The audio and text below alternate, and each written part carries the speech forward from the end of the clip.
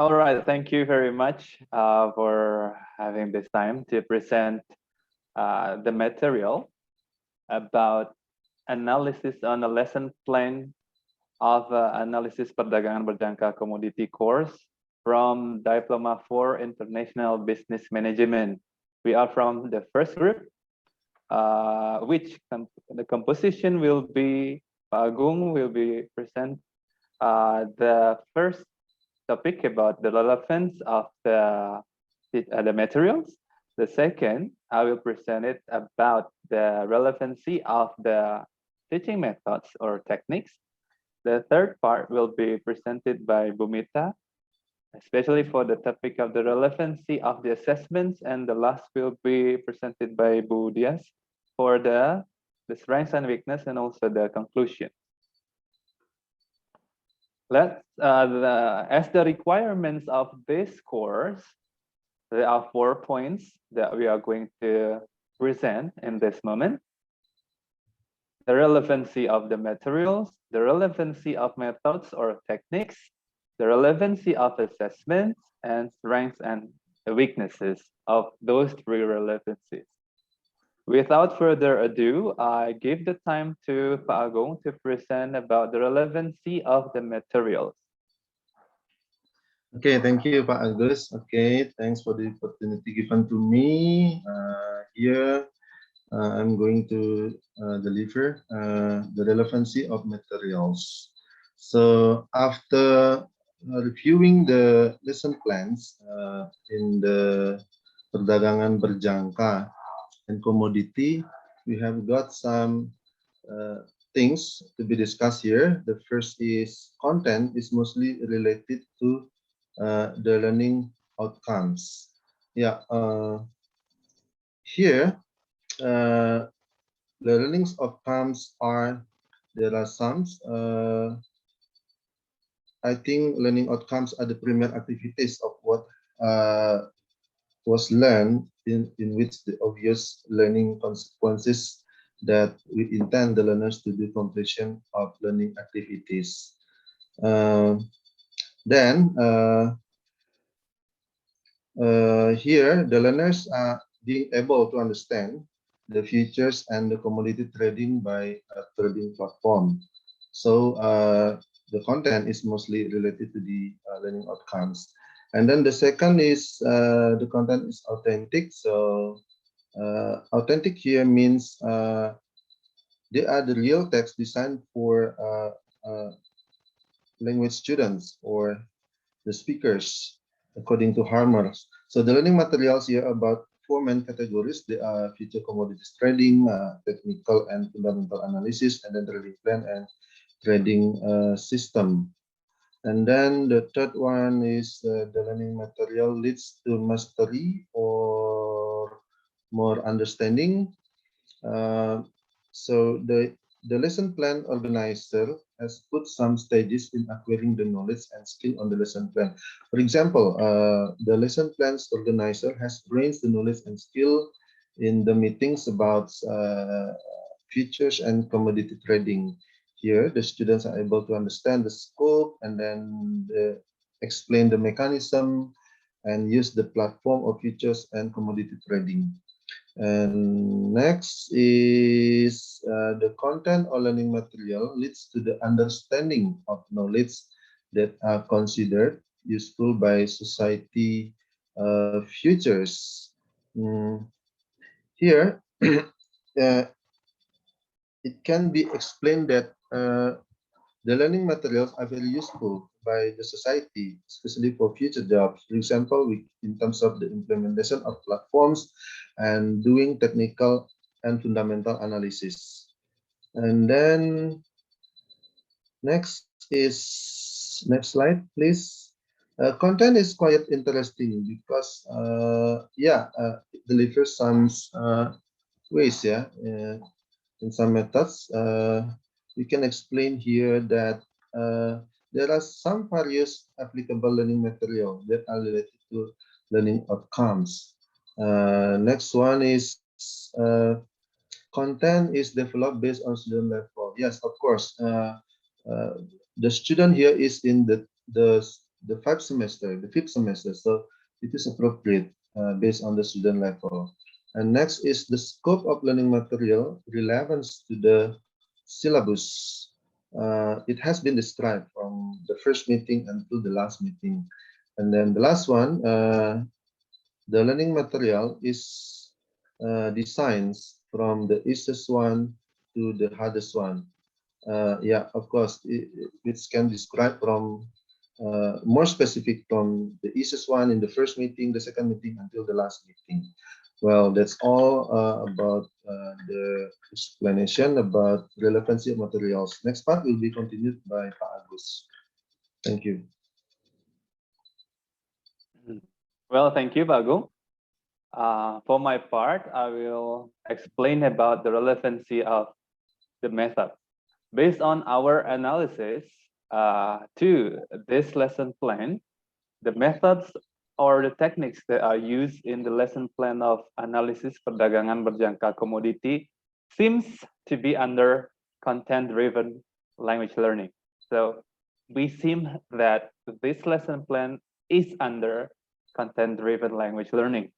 The first thing that we take as a consideration is it is in from the expertise of the lecturer, who is a content expert in management, and several English terminologies stated in the learning materials.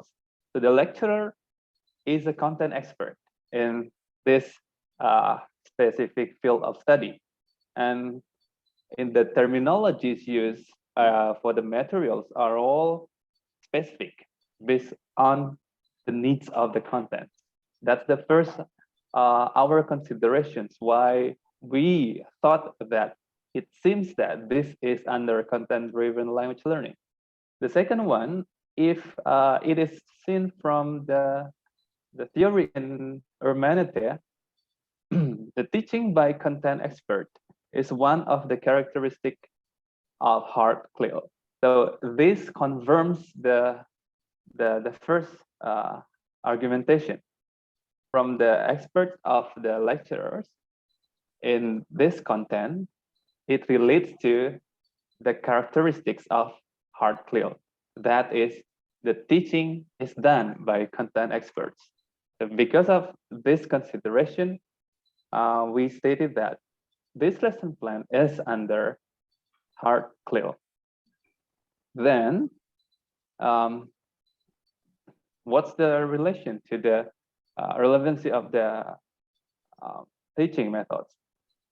After we analyzed and we had a look on the lesson plan, we found that there are 4 methods that are used in the teaching and learning process.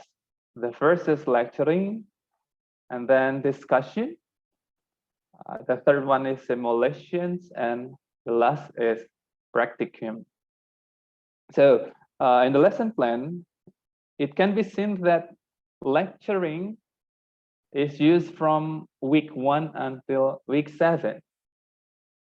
So if it is look at the learning outcome, we think that this is relevant methods of teaching, because the learning outcome is addressing the students in order to be able to understand and explain the given material, the understanding and being able to explain the given material.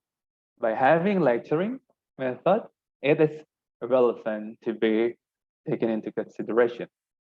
And then if it is seen from the revised Bloom's taxonomy category, the 2 action words that are used, in this case, understand and explain, these are based on the second category of the revised Bloom taxonomy, that is understand.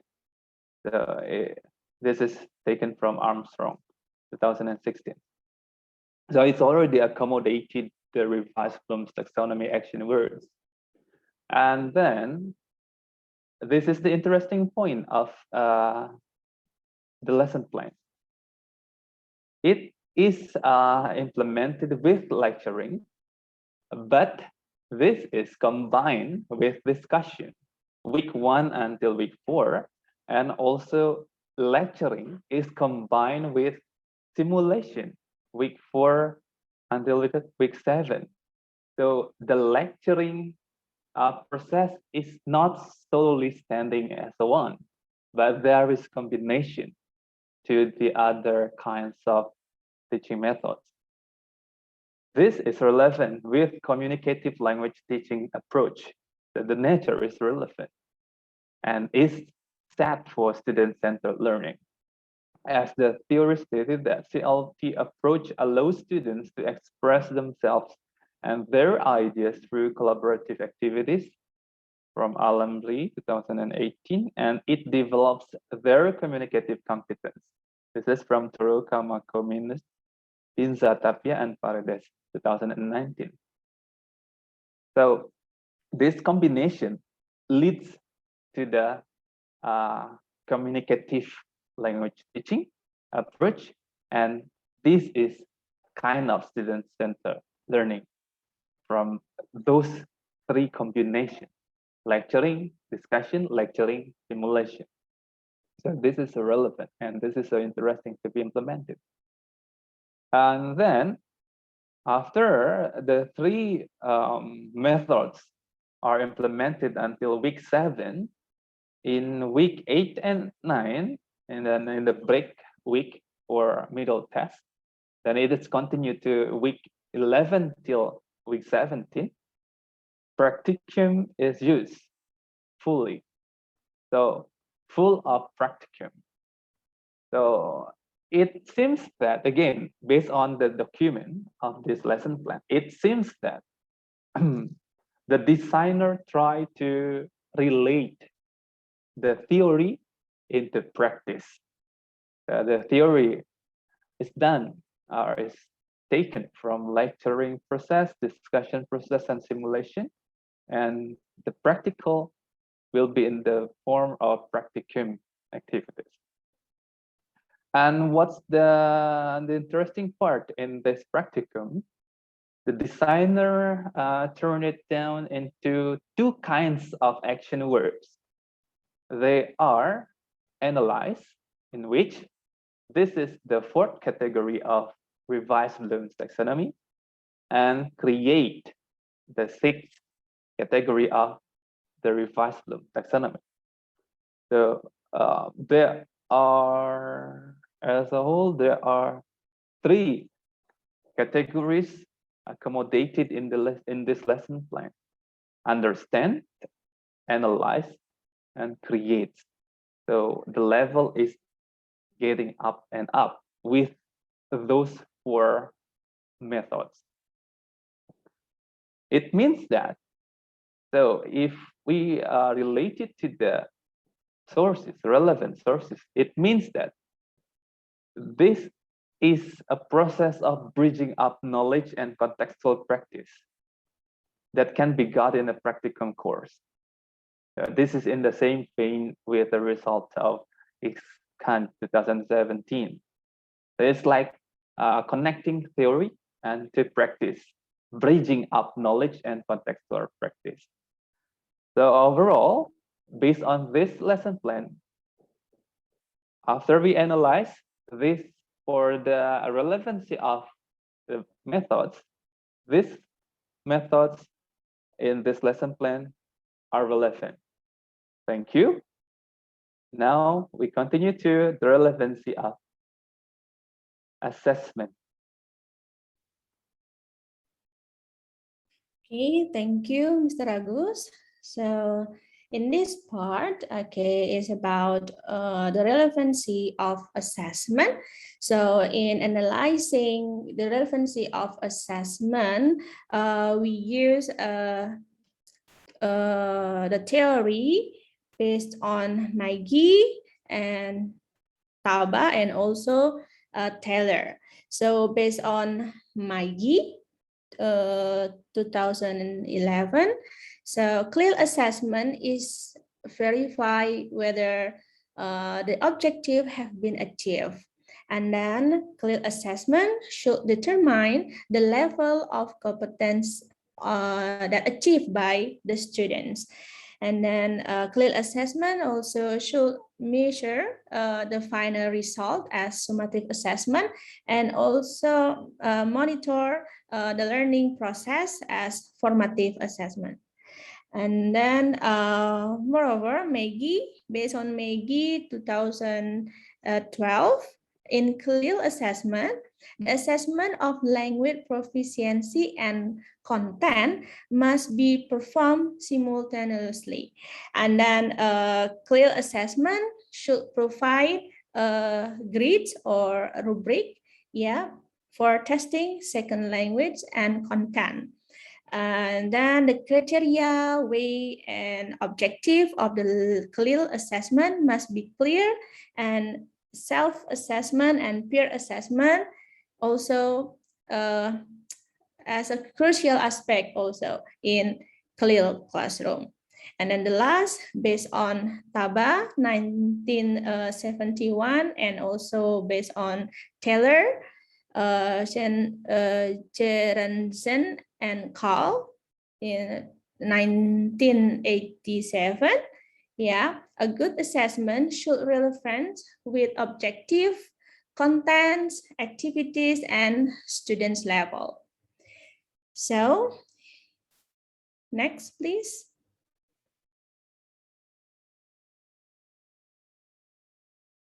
So here, the result of the analysis. The first is the assessment is relevant to the learning outcomes.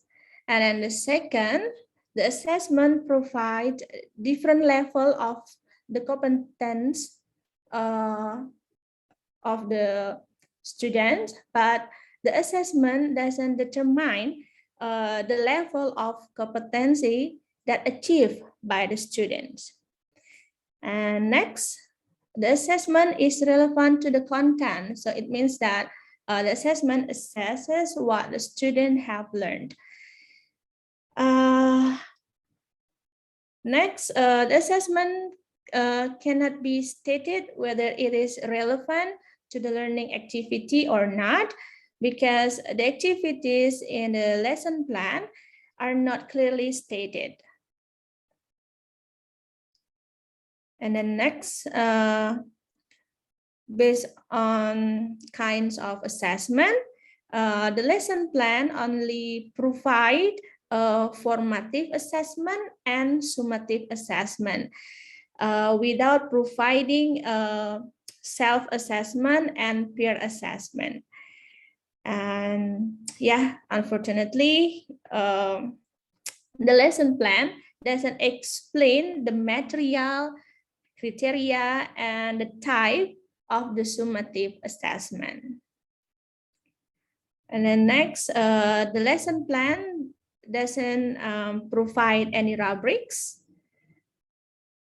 Next, even lesson plan doesn't explain type of the text being used, but the assessment is comprehensive. The assessment cannot clearly describe, this is the last, the assessment cannot clearly describe whether it assesses language and content simultaneously or not. So, based on the analysis, we can say that the assessment is mostly relevant. Thank you. Next, Ms. Dhias will present about strengths and weakness. Okay, thank you, Ms. Mita. And we have already listened to the analysis of relevancy of materials, methods, and also assessment. After those analysis of lesson plan, we arrive on the strengths and weaknesses. First, there are 3 strengths of this lesson plan. In terms of materials, its contents are relevant with the learning outcomes and well distributed into the lesson plan. It also leads to the student understanding of knowledge that are considered useful by society or future by giving understandable, application of future trading in the learning activity.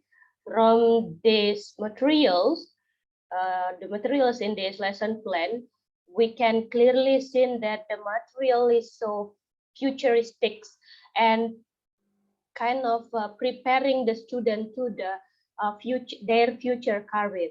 And this material is really good. Next, for the strength of method used in this lesson plan, they are all relevant with the learning outcomes. Okay, they are all accommodating communicative learning and student-centered learning. Okay, by the analysis of the methods, it can clearly seen that this lesson plan accommodating communicative learning and student-centered learning, because the method try to cope with the student activeness in the classroom in doing explaining the content, and after that analyzing, and then create something, so the student do more than the lecturer in this lesson plan. On the other hand, the assessment strengths are relevancy of the objectives or the learning outcomes, the relevancy of content, the relevancy of competency level, the existence of formative and summative assessment, and comprehensive.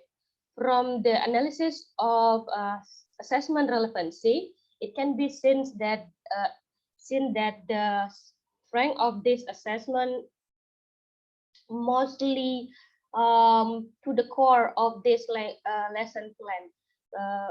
It means that it accomplishes and based on the objectives, the content, the competency level of the student, and also providing some kinds of assessment.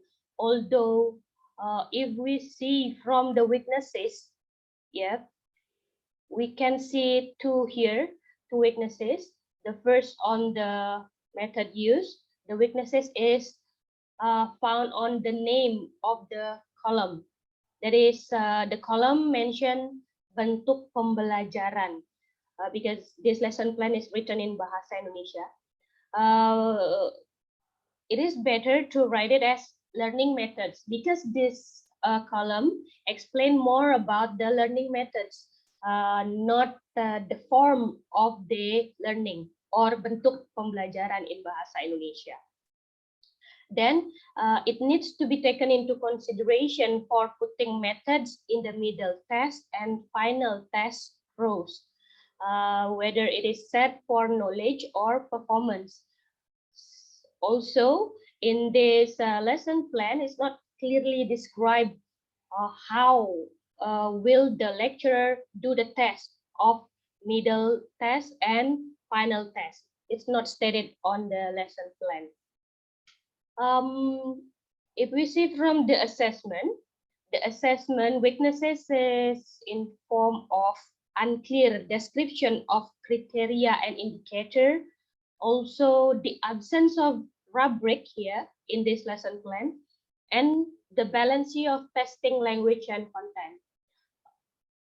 I need to restate from Maggie 2011 that the CLIL assessment should consist of language and content testing simultaneously. So the test is not only a matter of language or content, but both of those things should be tested simultaneously in CLIL practices. So those are the strengths and weaknesses of this lesson plans.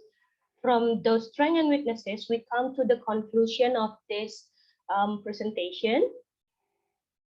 Based on the analysis above, it can be concluded that the lesson plan of Analisis Perdagangan Berjangka Komoditi is mostly relevant with the materials, methods, and assessment. Although it has some strengths, it also has some weaknesses to be improved in the future lesson plan. And furthermore, it is suggested for the developer of this lesson plan to use this analysis as suggestion for the betterment of this lesson plan. Okay, that's all. Thank you very much for your attention. See you on another presentation.